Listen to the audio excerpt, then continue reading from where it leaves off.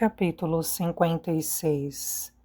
Reanimado pelo banho da manhã, o único banho semanal permitido pela senhoria, Joe vestiu uma camiseta limpa e a enfiou por dentro da calça.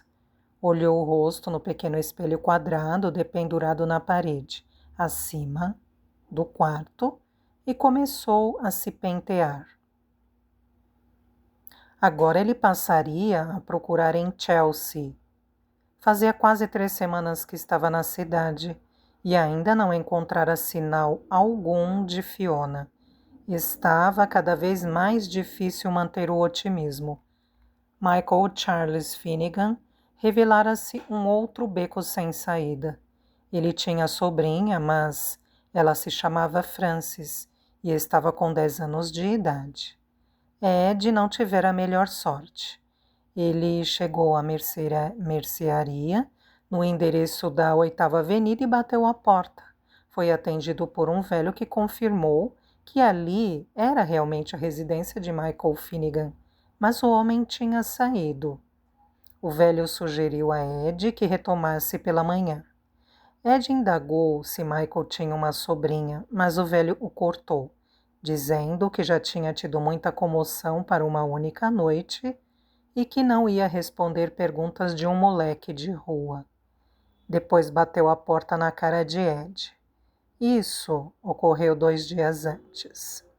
Ed não pôde voltar à 8ª Avenida porque passou o outro dia inteiro entregando folhetos, mas deu o endereço para Joe. E nesta manhã ele iria até lá. Fiona tinha que ser encontrada e ele estava sendo extremamente cauteloso com o dinheiro, que mesmo assim diminuía. Onde você está, garota?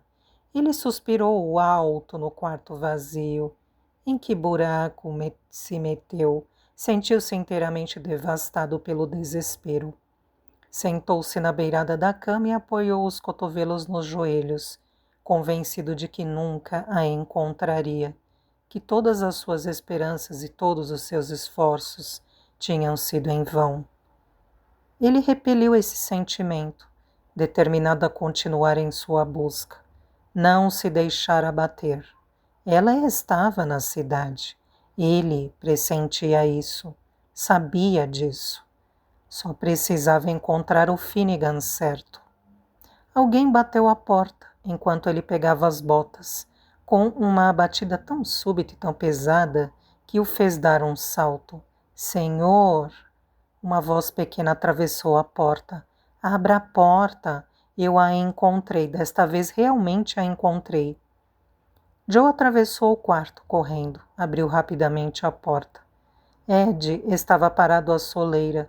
Segurava um jornal nas mãos. Olhe, é ela, não é? Fiona Finnegan. É essa, não é? Ele pegou o jornal. Na segunda página, uma fotografia de Fiona. Mas não a Fiona que ele conhecia. Essa Fiona sorria.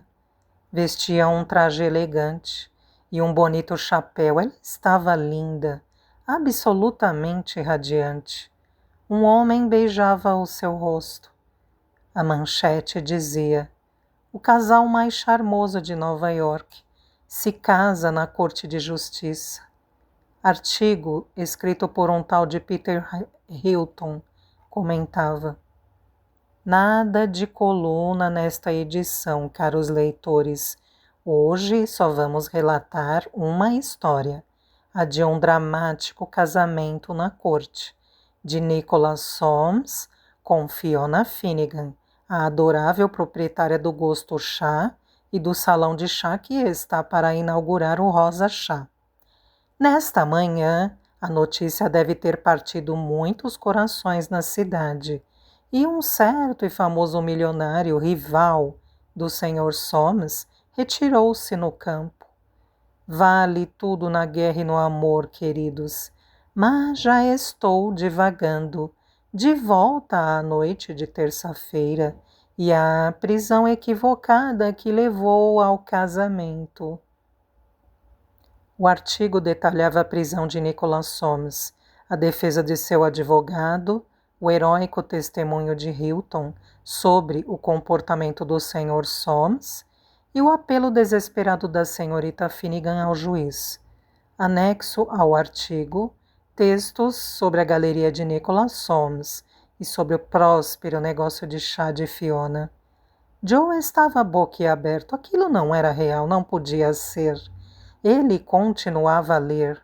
Fiona vivia em Chelsea, dizia o artigo, em cima da mercearia do tio Michael Finnegan. O lugar que tinha sido visitado por Ed. Se ao menos ele também tivesse ido lá, na 8ª Avenida e não na Duane Street. Oh, Deus, se ao menos... Senhor... O senhor está bem? O senhor não parece bem, disse Ed. Uma xícara de café, um pouco de uísque? Talvez seja melhor o senhor se sentar. Estou bem, disse Joe amortecido. Enfiou a mão no bolso, puxou a primeira coisa que tocou e entregou para Ed. $1 inteiro? Puxa! Obrigado! Joe o levou para fora do quarto. Pegou outra vez o jornal e se pôs a olhar a foto, esperando que não fosse Fiona. Mas era. Aquele rosto, aquele sorriso, eram inconfundíveis. Ele se sentiu vazio, como se fosse um enorme buraco. Não havia mais nada dentro dele, nem coração, nem esperança, nem vida. Tudo desaparecera, arrancados em um único instante. À medida que olhava a foto, um riso amargo escapava dele. Que tolo ele fora! Ela não se encaixava nem um pouco na imagem pobre e desprotegida que ele havia criado. Ela não estava em dificuldades, nem perdida, nem assustada. Como fora presunçoso, ao presumir que ela ficaria infeliz e solitária sem ele. Ela se tornara uma linda mulher de sucesso. Não era mais a garota cujo coração ele havia partido em Old Stairs.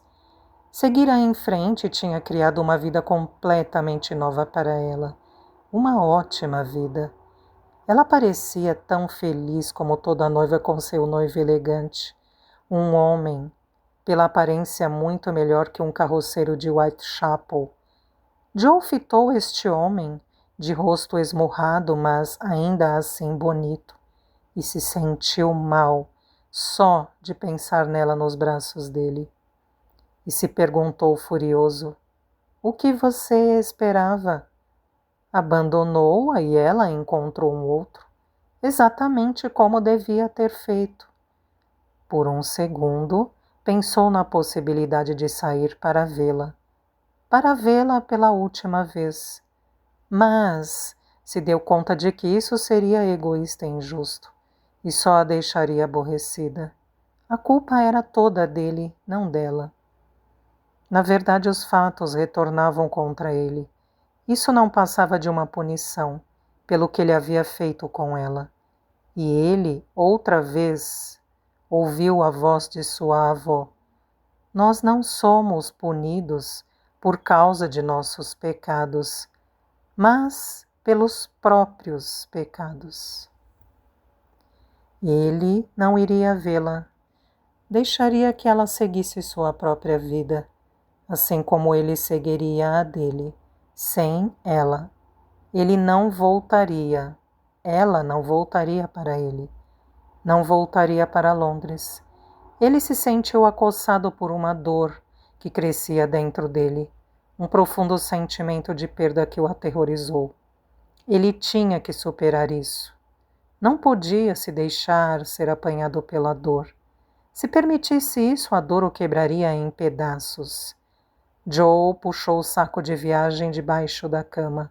Partiria naquele dia mesmo. Já tinha sua passagem de volta.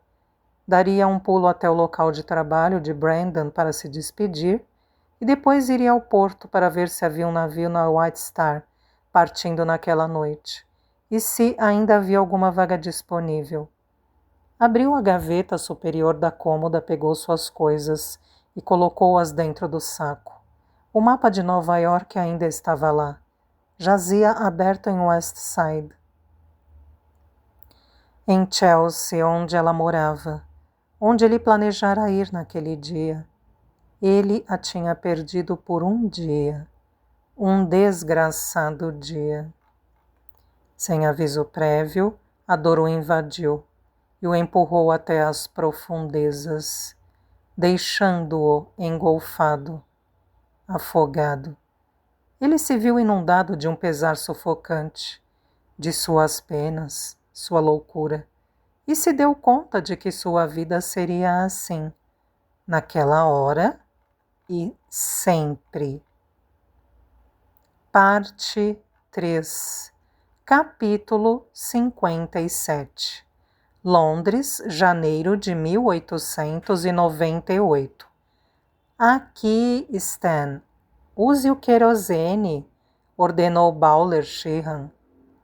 É para queimar, não é para fazer um foguinho. Está bem, resmungou Stanquist. Dá para esperar um minuto? Você está muito nervosinho. Se pudesse, Bowler esganaria Stan.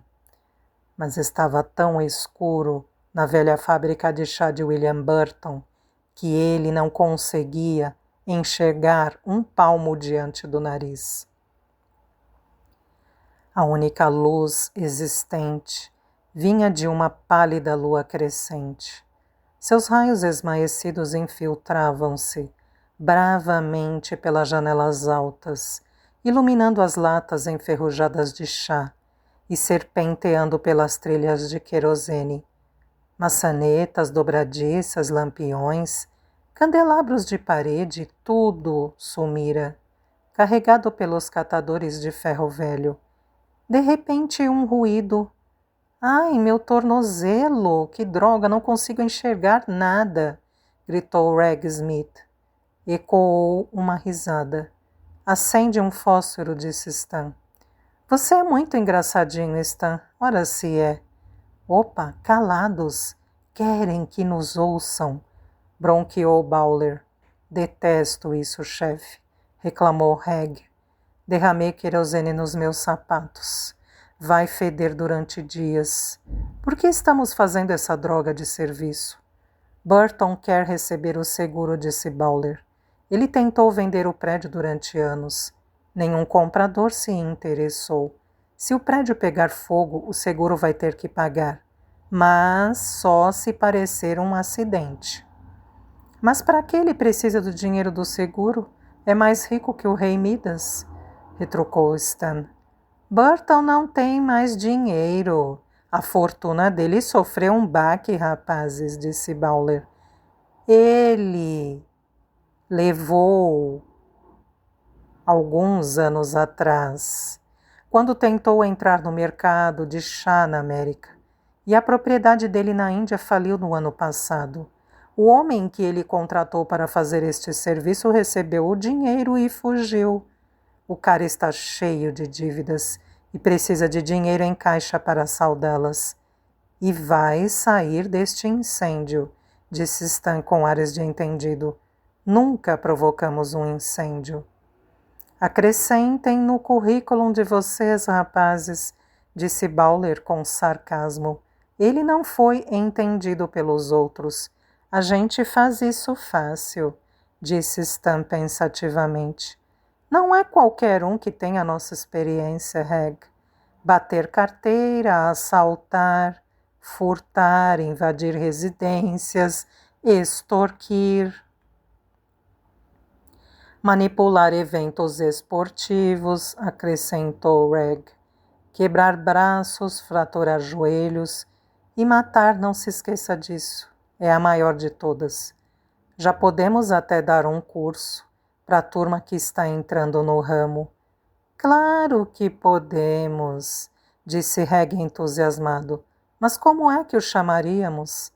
Educandário Stanquist e Reg Smith. Escola de Lesão Corporal e Assassinato, respondeu Bowler. É um bom nome, não é? Disse Reg, e Stan concordou. Enquanto os dois trocavam ideias sobre o conteúdo das aulas, Bowler sentava-se num caixote de chá, esfregando o rosto. Só podia dar no que deu. Um homem do gabarito dele, se sujando no meio da noite naquele pardieiro, acompanhando homens como aqueles dois.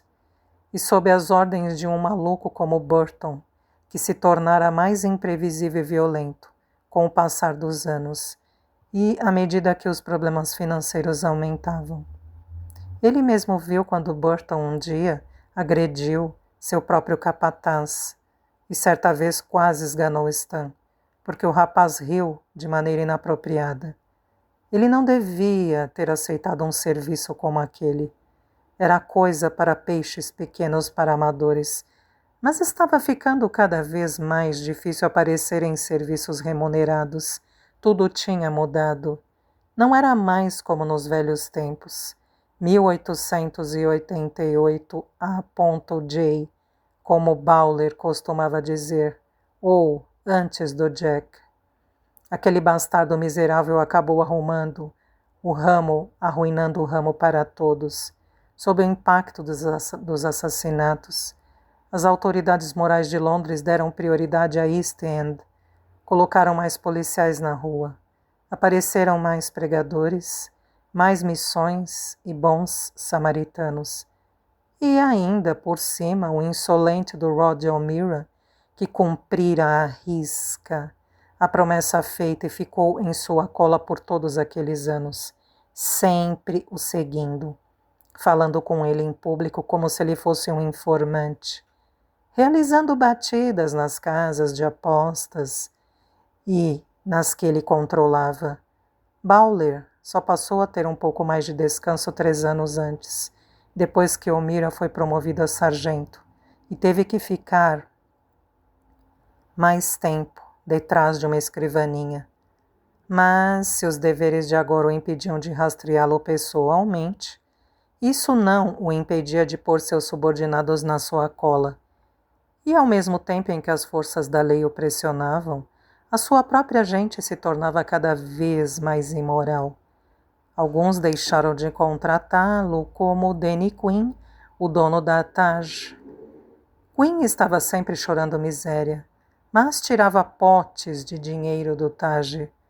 Bowler sabia qual era a verdadeira razão para a recusa de seus serviços, o desgraçado do Sid Maloney. Bowler deu uma cusparada sentindo-se mal, só de pensar no seu rival. Maloney era jovem, um presunçoso, saíra sabe-se lá de onde. Não fazia muito tempo que ele não passava de um mero marginalzinho metido em brigas, pequenos roubos e venda de mercadoria roubada. Como ele, havia centenas. Bandidinhos que roubavam para comer, ou para pagar um leito numa pensão polguenta. Maloney, no entanto, não engrossou estas fileiras por muito tempo. Cérebro e coragem, combinados com uma reputação de valentão, asseguraram-lhe uma rápida ascensão ao topo. Como Bowler, Sid Maloney controlava os resultados dos estabelecimentos ilícitos e coletava dinheiro em troca de proteção. Diferentemente de Bowler, ele atuava ao sul do Rio, em Lambeth, Southwark, Bermondsey e Rotherhithe. Viva e deixe viver, era a política de Bowler. Desde que Maloney permanecesse ao lado dele, Bowler permaneceria no seu. Só que o outro não estava respeitando os limites. Nos últimos meses ele tinha se valido de sua influência com os administradores portuários e os donos de navios para operar atividades bastante lucrativas, tráfico de armas para Dublin, ópio para Nova York e mercadorias roubadas de primeira qualidade para Paris. O sucesso desses empreendimentos aguçaram a ambição dele. Circulavam rumores de que ele estava pronto para atuar na parte norte do Rio, território de Bowler. E no dia anterior os boatos se confirmaram. Malone cresceu no Taj. Reg e Stan o viram. Ele fez uma refeição, apostou numa luta e dormiu com uma das prostitutas de Queen. Descarado, maldito descarado, pensou Bowler. Sua dúvida era sobre qual pescoço ele mais desejava quebrar, se o de Malone, por ter entrado no seu território, ou o de Queen, por ter permitido. Se tivesse uma chance, Bowler mataria Malone em um segundo. Sem dó nem piedade, mas o homem era bem protegido. Para chegar perto dele, seria preciso encarar meia dúzia de seguranças, cada qual mais parrudo que o outro. Mas Bowler sabia o que fazer. Pegaria o Danny Quinn. Seria um recado, um aviso. A ideia o chateava, gostava muito do Danny. Mas se permitisse aquele tipo de comportamento, aonde ele iria parar? Sem dúvida boiando, virado para o alto no Tâmisa de Malone. O cheiro de querosene o engasgou, fazendo-o tossir. Vocês dois já acabaram? Sim, chefe, já acabamos, respondeu Stan. E o nosso amigo vagabundo? Ainda está frio, mas daqui a pouco ficará quentinho. Os olhos de Bowler estavam acostumados com a escuridão, e ele não teve dificuldade para ver o cadáver no chão, com a latinha de tabaco pendendo para fora do bolso. Eles o tinham encontrado quando perambulavam num beco. O cara reagiu. De fato, uma vergonha, mas não podia ser de outro jeito. Dificilmente o velho cavalheiro consentiria em ser queimado vivo. Quando as chamas fossem apagadas, a impressão que se teria é que o velho incendiara o lugar por acidente. Pegou a garrafa? Perguntou Bowler. Está aqui, disse Reg, segurando uma garrafa vazia de gin. Fósforos? Também. Em silêncio eles deixaram o prédio por onde entraram. Pela porta lateral, trancaram-na com a chave que Burton lhes dera e deixaram tudo do mesmo jeito em que estava. Já do lado de fora, Reg despejou querosene dentro da garrafa e depois enfiou um trapo pelo gargalo, deixando um pedaço de pano para servir de pavio. Por fim, ele acendeu um fósforo e pôs fogo no trapo. O fogo se acendeu com violência. Agora, cara! Silvou Bowler. Reg jogou a garrafa através de uma janela sem vidro, já correndo. Bowler olhou para trás para se certificar de que seus homens o seguiam. Stan estava atrás, mas Reg continuava no local, assistindo ao começo do incêndio, e ouviu um grande chiado, seguido por uma forte explosão. As trilhas do querosene ainda não foram detonadas, ele pensou, antes de sentir a força de uma explosão. As janelas das fábricas e casas vizinhas se estilhaçaram. Cacos de vidro voaram para todos os lados. Enquanto corria, Stan agarrou-o pelo cotovelo. Vamos embora, ele gritou. E o Reg? Esquece, ele se safa. Em pouco tempo, as chamas tomaram todo o prédio. A rua foi envolvida pela fumaça. Reg surgiu correndo da densa nuvem enegrecida. Seu rosto apresentava manchas escuras e alguns cortes. Que maneira difícil de ganhar a vida, ele disse irritado. Daqui para frente, chefe, é melhor a gente só se dedicar aos assaltos. Capítulo 58. Largue essa garrafa, Lizzie, esbravejou Roger O'Meara. Agora, se você cortar o rosto dela, são 3 meses de cadeia. Escute, moça, eu disse para largar a garrafa. Esta cadela tentou roubar o meu cliente, gritou a mulher. Vou retalhar a cara dela. Quero ver se depois ela rouba mais alguém. Lizzie Lydon, uma prostituta, tinha jogado no chão uma outra prostituta chamada Maggie Riggs, na frente do pub The Bells.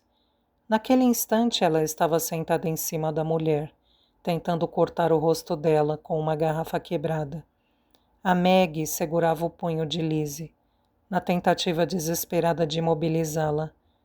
Rod estava a poucos passos de distância, e se fosse mais rápido poderia render Lizzie com facilidade.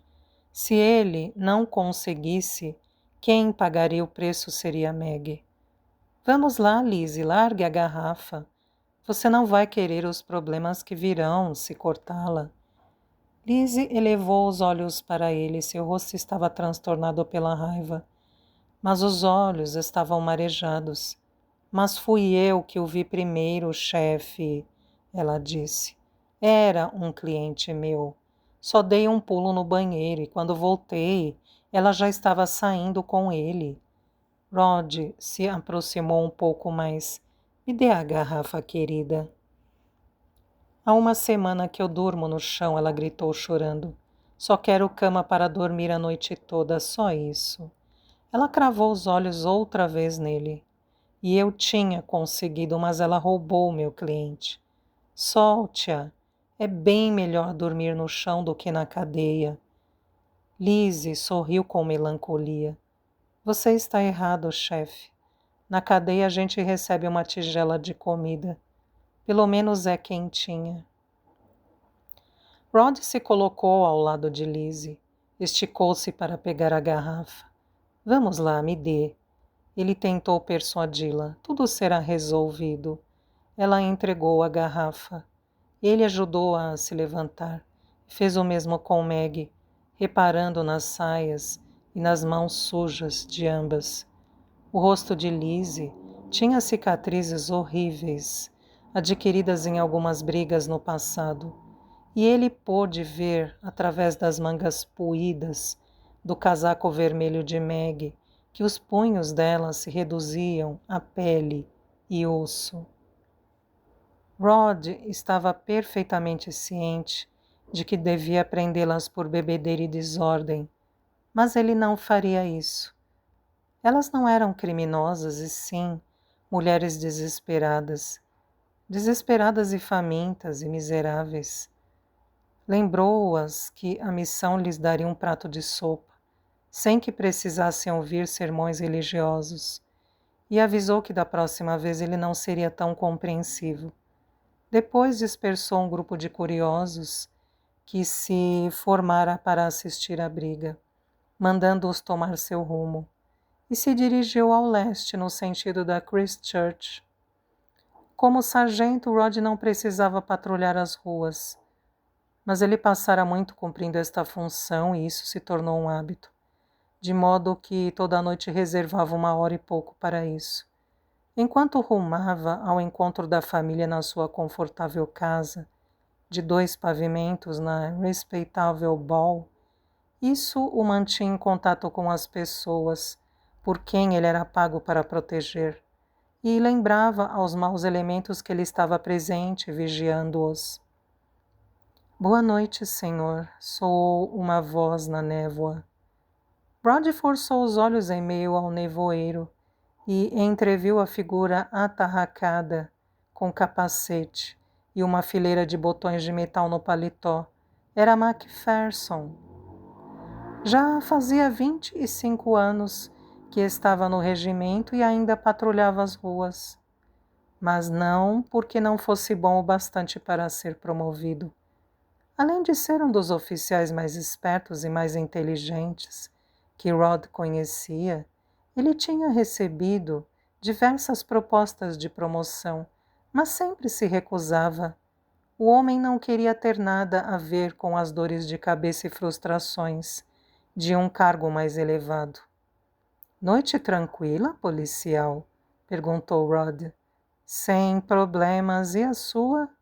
Tive que impedir que uma moça cortasse o rosto de outra mulher. Ele disse com indiferença. Só isso? Sim. Macpherson riu. Sargento, o senhor é muito estranho. A maioria dos policiais mal consegue esperar para cair fora das ruas, e o senhor não aguenta ficar fora delas. Está indo para casa? Estou, sim.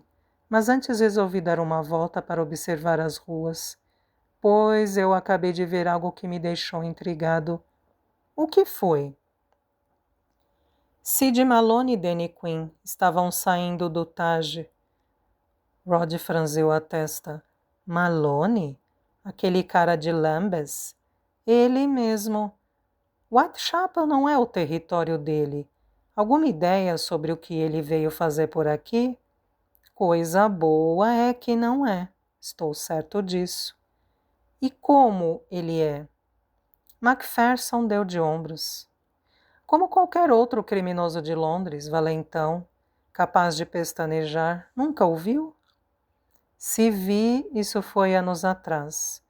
Rod se lembrou que Charlie Finn tinha trabalhado na cervejaria com um rapaz chamado Sid Malone, que uma vez tentou agarrar Fiona. À época, ele chamou o rapaz às falas, advertindo-o para que nunca mais mexesse com ela. O Sid Malone de quem ele se lembrava era um brigão, e os brigões preferem lutar com gente mais fraca que eles. E o Sid Malone que visitava o estava procurando encrenca com alguém mais forte, muito mais forte que ele. Ouvi dizer que ele faz negócios na margem sul do rio, disse Macpherson. Talvez esteja pensando em abrir um ponto em nossa vizinhança. Pode ser, mantenha os ouvidos abertos. Deixa comigo. Está indo para o norte, sargento? Dê uma espiada na fábrica de chá. O fogo se alastrou quase por toda a rua. Deixou 40 famílias desabrigadas.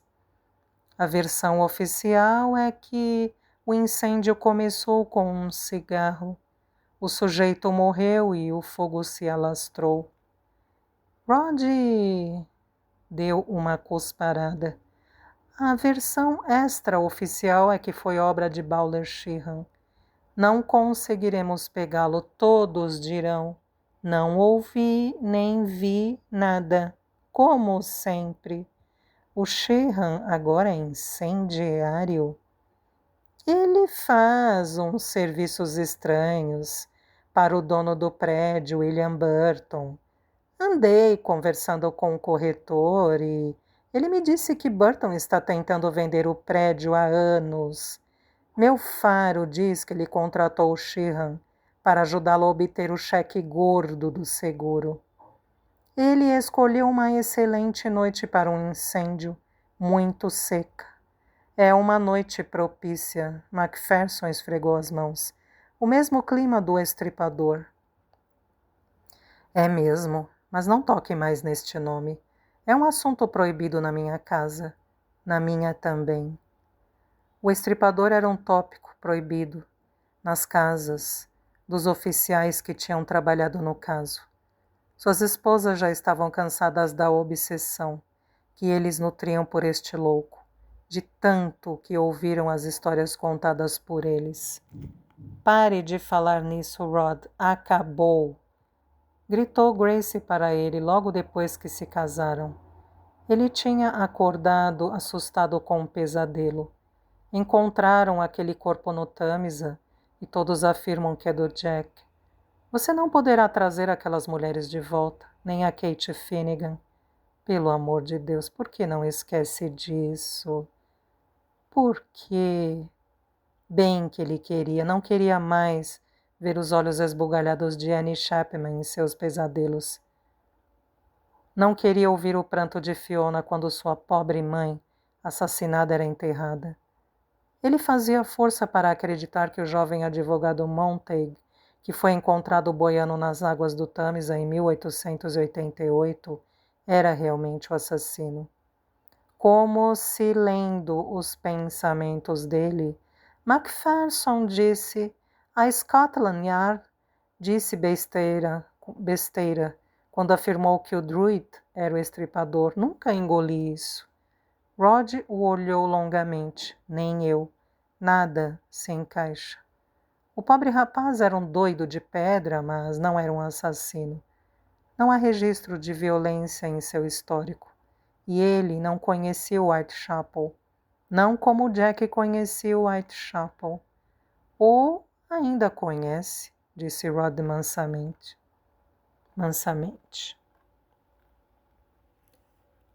A ideia de que Jack ainda estava vivo, escondido em algum lugar, era um pensamento compartilhado por ambos, mas eles raramente enunciavam isso.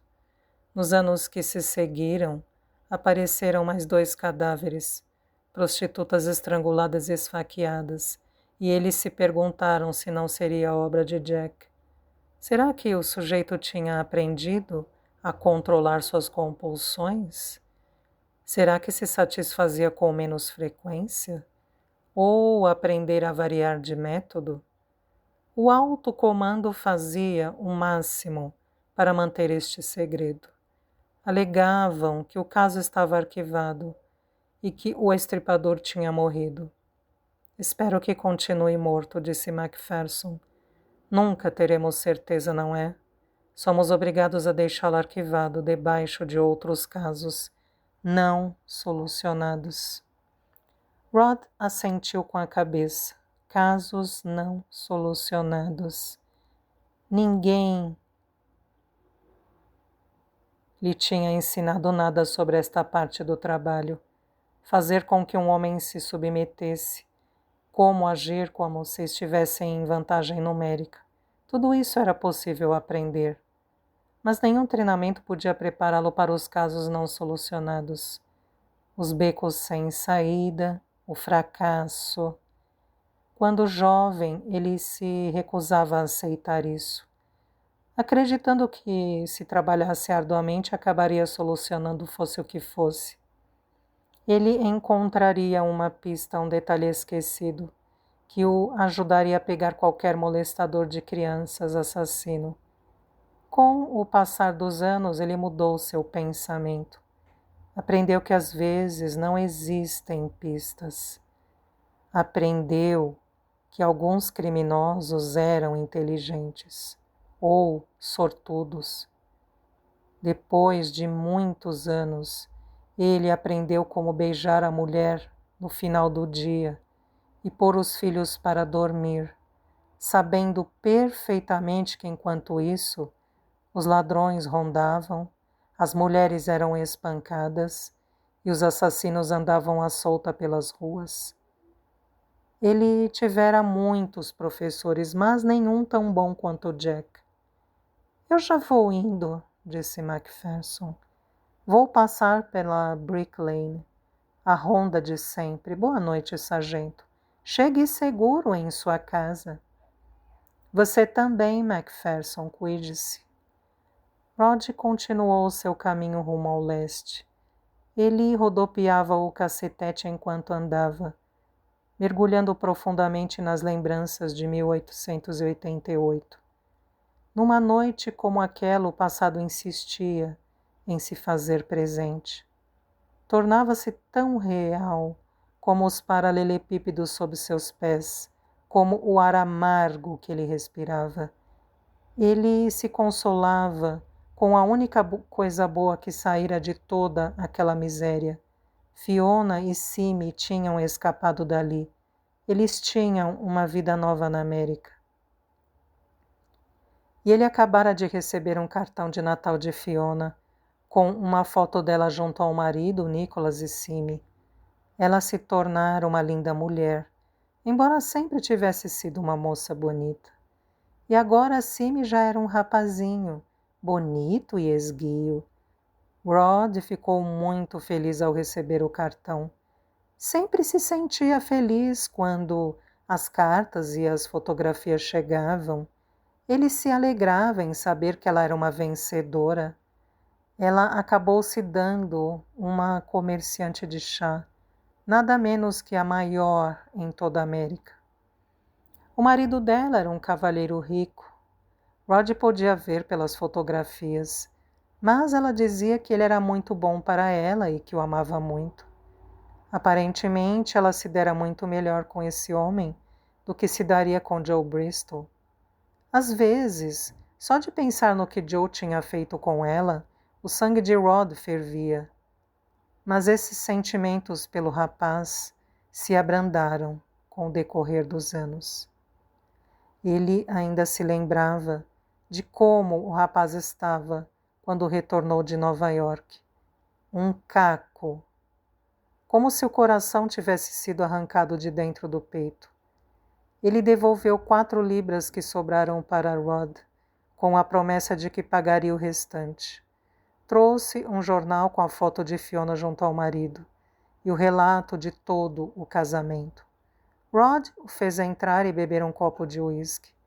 Não teve coragem de dizer que tinha recebido uma carta de Fiona 2 dias após a partida dele.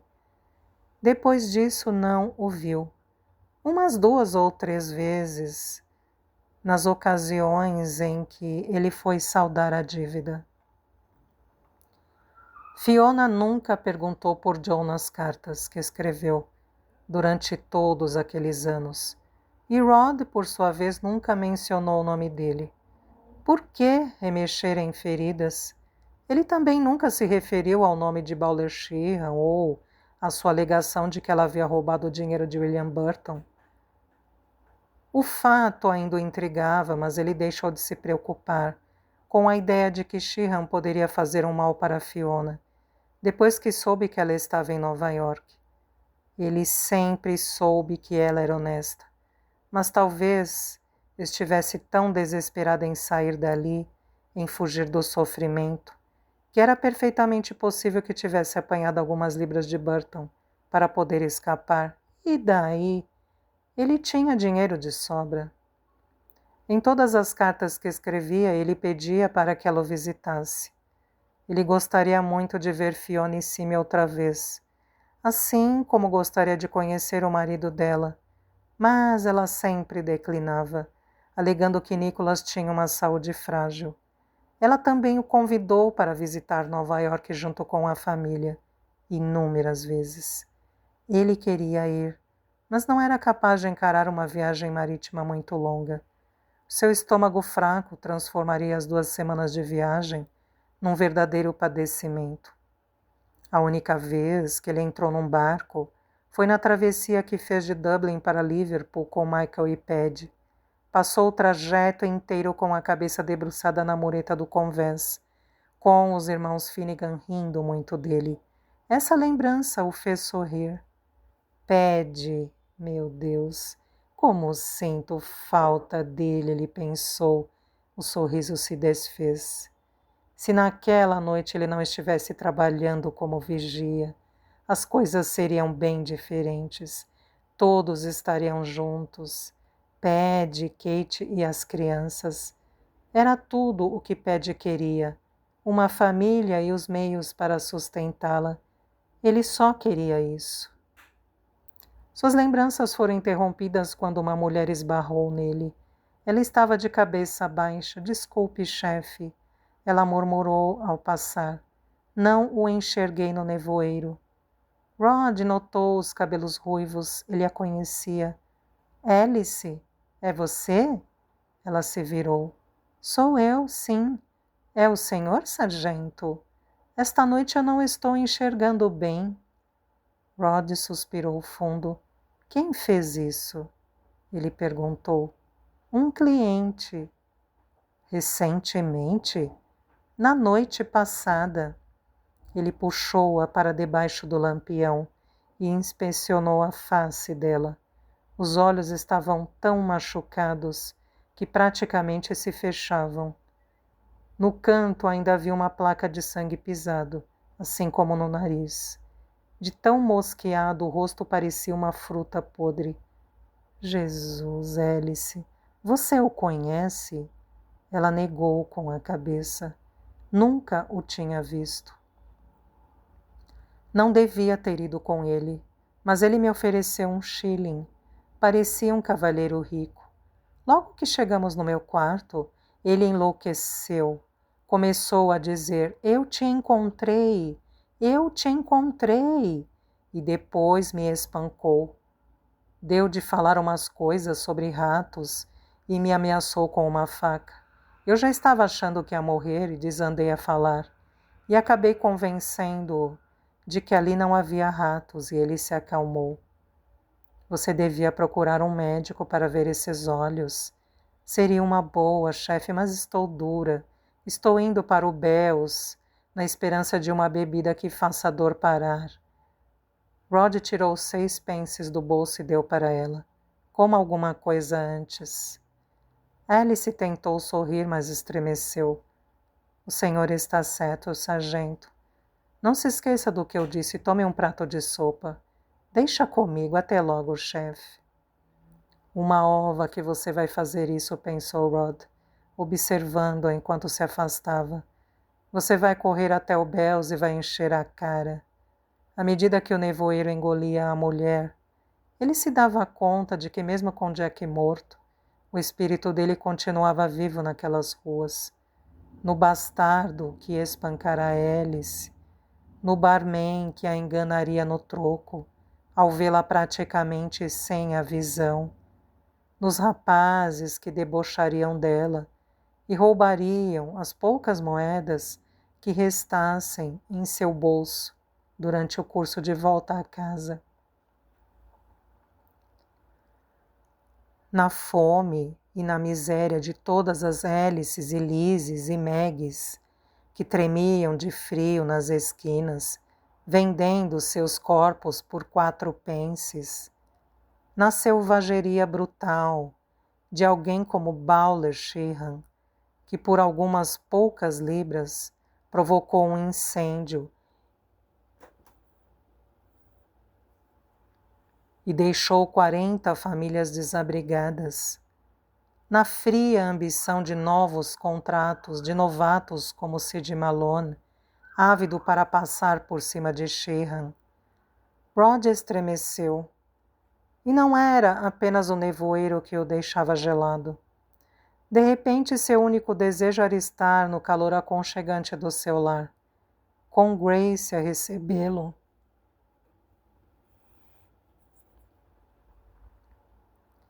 Em meio ao alvoroço e um jantar quentinho no fogão, ele deu meia volta e se dirigiu para o norte, para casa, para uma breve noite, longe de todos os casos não solucionados.